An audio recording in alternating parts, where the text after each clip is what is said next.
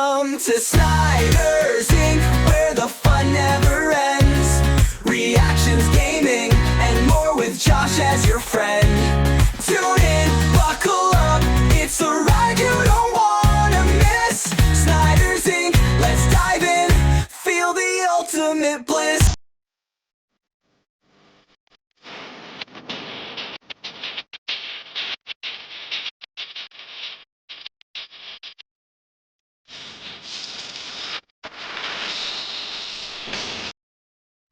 Hello everybody, welcome to Snyder's Inc. and today we got another wrestling reaction, and this is the 10 worst WWE Universal Championship matches ever. I'm gonna go into it. Ladies and gentlemen, the like button, subscribe, and comment, thing down below. Let's go. When they introduced the Universal Championship, WWE told us it was a belt named for us, which, given the way much of the 7-year history has played out, feels like bullying. It's a belt made with an eye to the future, they said, which is why 50-year-old Goldberg has held it twice, and its two lengthiest reigns have been part-timers. There have been some brilliant contests for the big blue and previously red belt. Those were outlined in last week's list, which was possibly the greatest wrestling list ever made. Not my words. Kind of my words. But there has also been some hot garbage. In fact, putting this list together, I did the maths, and outside of the first and last entries, not including strikes or simply running into your opponent like a human dodge 'em, the matches herein contain a sum total of 8 different moves. What fun. I'm Dan, hailing from Parts Fun Known, and these are the 10 worst Universal Championship matches ever. Number 10, Seth Rollins vs. Baron Corbin, Stomping Grounds. In fairness, I don't think there is a single good Baron Corbin World Championship match on main roster. I don't think there is. I don't think it exists. I think it's a lie. It's flawed, if they ever say there was one. Poor Baron. I like Baron Corbin, but Jesus, this whole feud with him and Seth was a fucking gong show from the moment it started. The Extreme Rules one was good. I guess the Extreme Rules tag match, Extreme Rules mixed tag match was good. Between Seth and Becky and Baron and Lacey Evans, but the fact that this was used to set it up makes it fucking worse. God, this match is shit.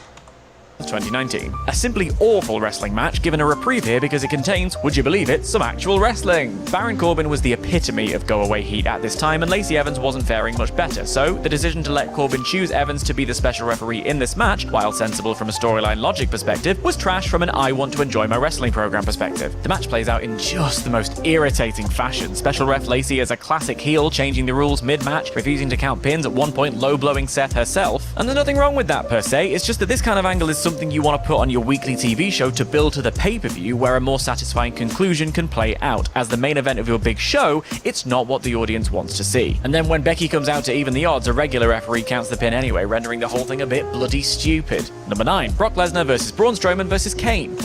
I like this match, except for the, I know wild thing, but I don't have an issue with this match. Strowman gets kneed. Is it this one where Roman gets kneed right in the side of the fucking head from Lesnar, or is it a different one? But yet this match is horrible. I've seen worse. This is nothing. This is actually not that bad compared to what I've seen for this damn belt. No, you. Leave that place. You should be aware there. Oh my God, it's doing its own shit. When they introduced the Universal. I'm losing it. I'm sorry. Makes me look horrible. I'm the most unprofessional human being you could find. I am the worst unprofessional human being you could find. I kept it all. It's all staying in. It's all staying in. You're gonna see that is just the definition of how unprofessional I am. Number 9, Brock Lesnar vs. Braun Strowman vs. Kane, Royal Rumble 2018. What, you might ask, is Kane doing in a world title match in the year of our Lord 2018? And the answer would be, honestly, not much. Booked entirely as a special attraction, I think trying to capitalize off the incredible big man fatal 4-way in the summer of 2017, this gets off to a rickety start when an overexcited Strowman.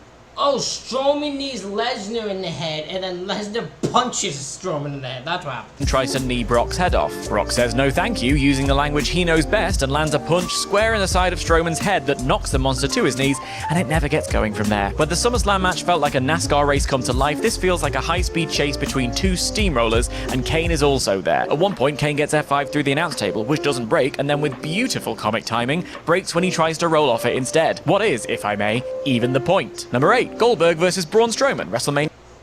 Every Goldberg title match is going to be on here. Every single Goldberg title match is going to be on here. Goldberg's the jizzling shit. I don't care what you... Number one is going to be The Fiend versus Seth. Number one has to be The Fiend versus Seth in Hell in a Cell.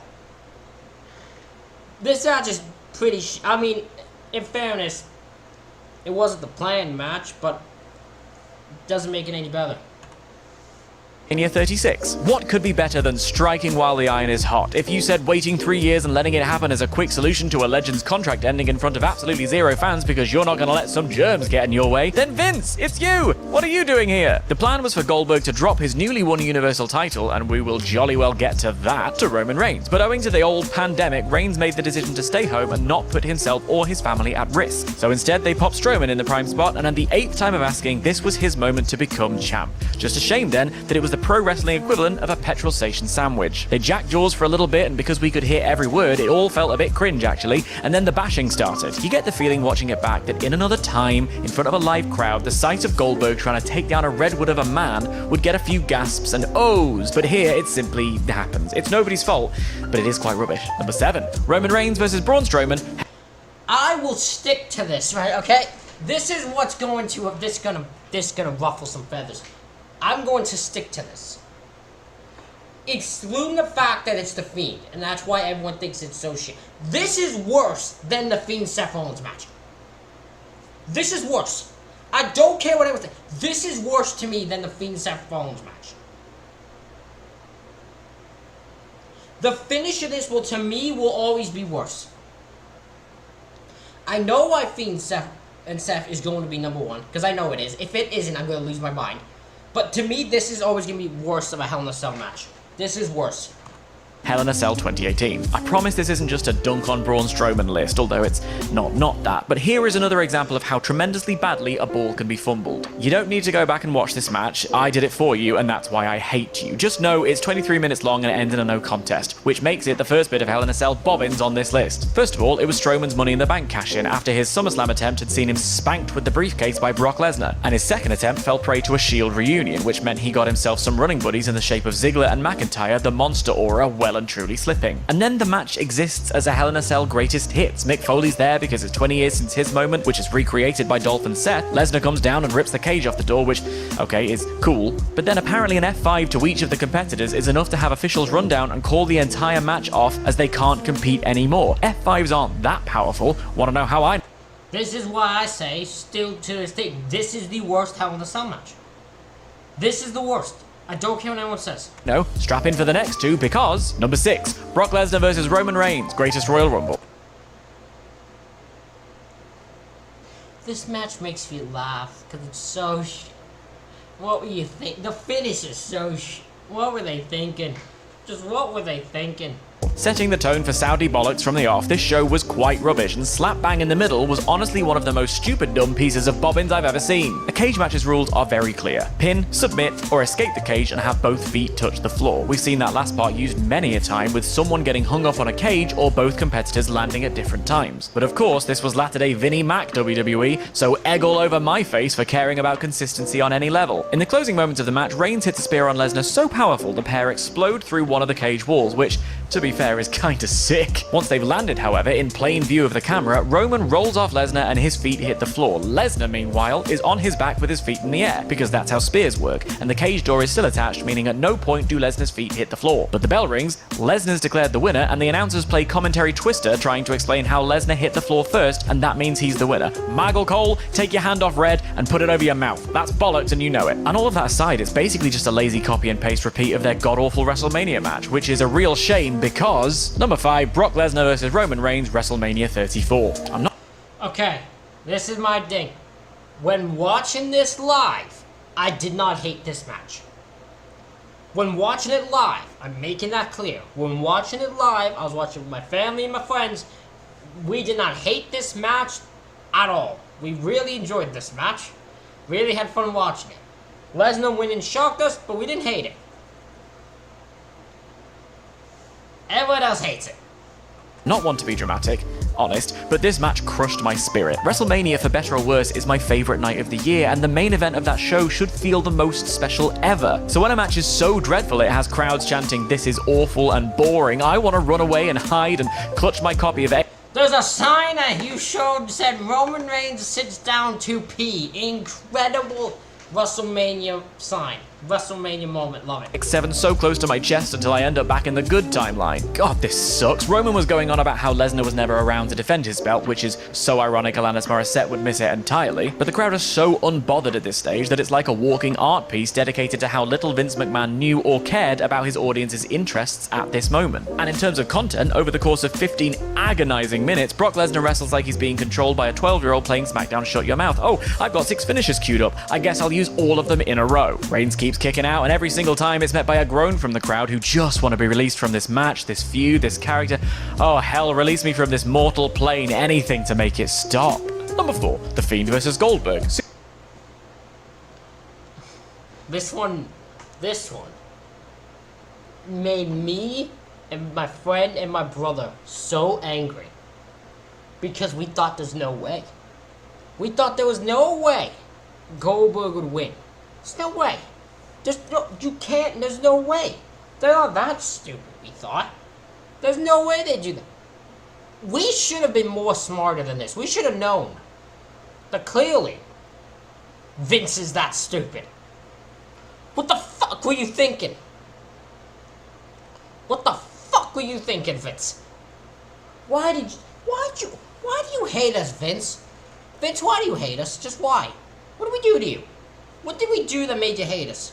I just need to know. Because I don't. Super Showdown 2020. Sullying the good name of Dreadful, after months and months of building this unstoppable monster clown who had run down challengers, survived a sledgehammer to the head, and created something reminiscent of genuine excitement from a jaded fanbase, you have him defeated in short order, not by a monster of similar proportions, but by a walking action figure with one, count it one, jackhammer. And it's not even a very good jackhammer at that. I say this as someone who genuinely likes Goldberg and the aura he carries with him, but the man had no business being near the world title during his latter runs, let alone for a second time, and certainly not at the flippin' expense of the Fiend character. Truly, I'm struggling to find the words to explain how incredulous this match made me feel, and since I don't want this list to devolve into noises, I'll leave it to my learned colleague Luke Owen, whose exasperated bafflement sums it up better than I ever could. She just beat him! He just beat him! Number 3, Roman Reigns vs. Jey Uso, SummerSlam 2023. Putting this This one's sad. This one was so sad. I was because this should have been it. This is the culmination of the entire Bloodline story. This is the culmination of 3 fucking years of storytelling. Of one of the best stories WWE has ever told in the period. And yet somehow you have one of the most boringest stipulated matches I have ever come across, where rules don't make sense. You have the the Jimmy Uso heel turn that has gone fucking nowhere. This is the most disappointing Universal Championship match ever.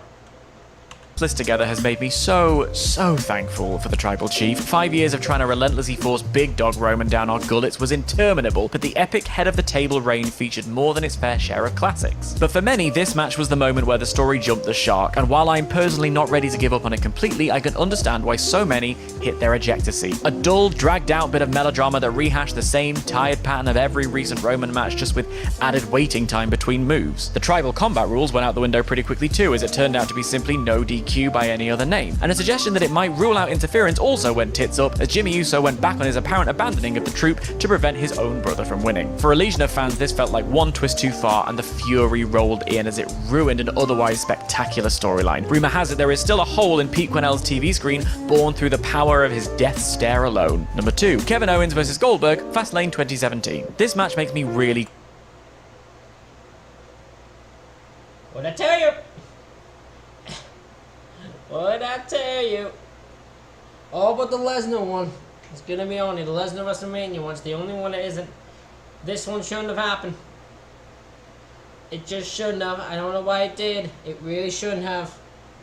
Cross for a whole bunch of reasons, but the one right at the top of it is that it shouldn't be on this list. There was precisely zero good reason to have Goldberg challenge for the Universal title at any stage, let alone at the expense of a brilliant story that had been building for months right before WrestleMania. We'll do the match first. There isn't one. Owens paces about like a coward for a while, then Jericho's music distracts him. Goldberg hits his combo and it's over. There. Rubbish. Now, Lesnar-Goldberg at WrestleMania was brilliant, but it simply didn't need the belt. It was already a draw. The stakes were about Goldberg having Lesnar's number and whether the Beast could overcome it. That's all, and the crowd wanted to see it. I could just about understand putting the belt there if you wanted to turn it into the main event, but it went on third from last. Meanwhile, the actual main event story, the one people were buying into, featuring regularly competing stars, was bantered off in the lower card, and Vince ended up calling it the worst match in WrestleMania history. Viewer, it wasn't even the worst match on that show. It was this callous dismissal that ultimately led Chris Jericho to decide his future lay outside of the WWE. So it's a fun thought exercise to imagine what the wrestling world might look like if they'd done it the right way. And number one, Seth Rollins versus...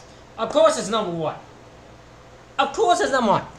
I completely understand why it's number one. As I said, I still think Roman versus Braun is a worst Hell in a Cell finish when it comes to, like, the fact, because at least in this, Seth Rollins is actually trying to murder the Fiend and the mask gets called off. With Roman and Braun, it's just F5s. Just 2 F5s. That's it. Like, that's worse to me. That's worse. But I do get this. This is the Fiend at his hottest. And they fucked it all up. They fucked the Fiend up. They ruined Seth Rollins as a babyface. The fucking finish in itself is shit.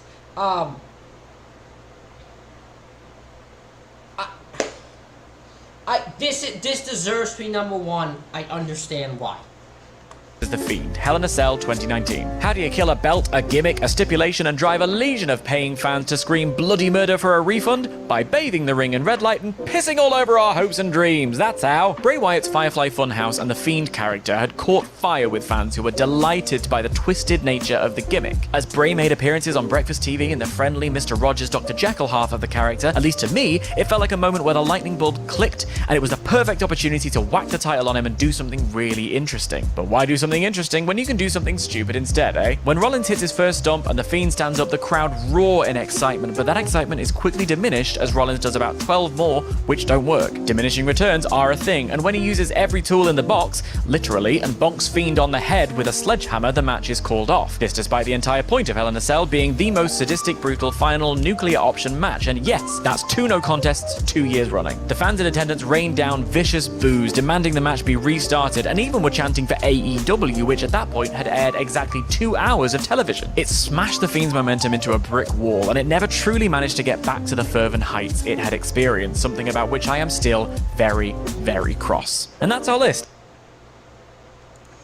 Ladies and gentlemen, that is it for this reaction video. Let me know what you think in the comments. Hit the like button, subscribe button. Thank you all for watching. I'll see you all for the next one.